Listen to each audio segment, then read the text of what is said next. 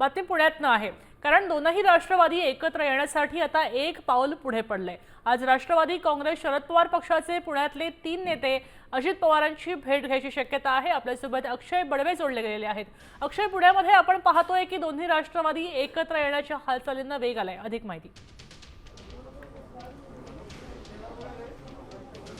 निश्चितपणे आपण जर पाहिलं तर पुणे आणि पिंपरी चिंचवडसाठी राष्ट्रवादी काँग्रेसचे दोन्ही म्हणजे अजित पवारांची राष्ट्रवादी आणि शरद पवारांची राष्ट्रवादी हे एकत्र येण्याच्या हालचालींना आता वेग आलेला आहे।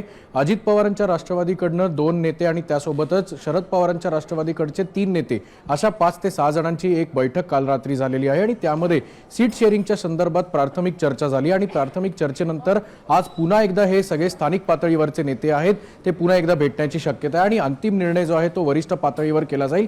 पण तत्पूर्वी दोन्ही राष्ट्रवादी जर एकत्र लढायचे असतील तर महाविकास आघाडीमध्ये जे इतर पक्ष आहेत ज्याच्यामध्ये काँग्रेस आहे आणि उद्धव ठाकरेंची शिवसेना आहे त्यांच्या संदर्भात त्यांच्याबाबत सुद्धा चर्चा करण्याचं गरजेचं आहे। त्यामुळे या दोन्ही राष्ट्रवादीकडनं सीट शेअरिंगच्या संदर्भातल्या ज्या प्राथमिक चर्चा आज होतील, अजित पवारांची भेट जी आहे ती देखील शरद पवारांच्या राष्ट्रवादीतले 3 नेते आहेत ते आज घेण्याची शक्यता आहे। पुन्हा एकदा नेत्यांची बैठक होईल आणि त्यानंतर अजित पवारांकडे एक प्रस्ताव जाईल आणि त्यानंतर सुप्रिया सुळे उद्या पुणे दौऱ्यावर आहेत। अक्षय, सविस्तर माहितीसाठी आपण पाहतोय की पुण्यातलं चित्र आता लवकरच नक्कीच स्पष्ट होईल।